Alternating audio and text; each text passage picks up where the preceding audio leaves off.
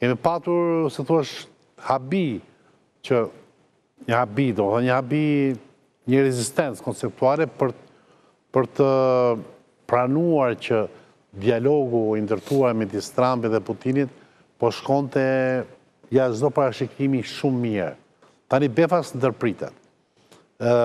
Befas kemi një stopim i cili, si thush, e ka vënë në siklet madh dhe administratën Trump, sepse mendoj që do ecë përpara dhe Putini mezisht po priste paqen.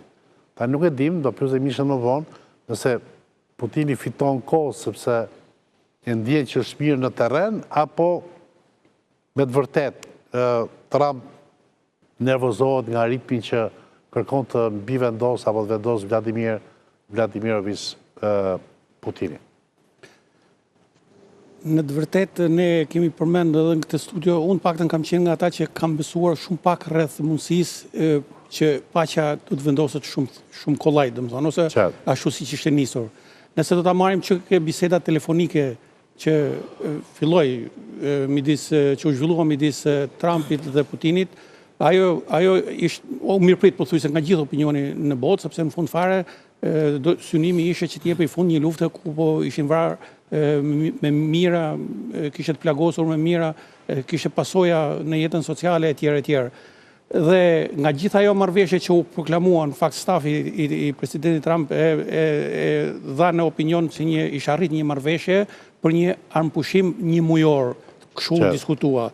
Dhe në fund fare, përveç Rusia u përpoq të afirmonte veten në raporte me Amerikën dhe atë ajo ja arriti dhe në fund u dakordësua për një ndeshje kombëtare okej. Kjo diplomacia okej, në fund vetëm kjo ndeshje okej ngeli që nuk u rrëzua të tëra tjerat, nuk qëndruan. Marrim fazën e dytë, takimi në Riyadh. Edhe takimi në Riyadh u proklamua se do bëj për të arritur paqen, të paktën një armpushim në detin e Zi.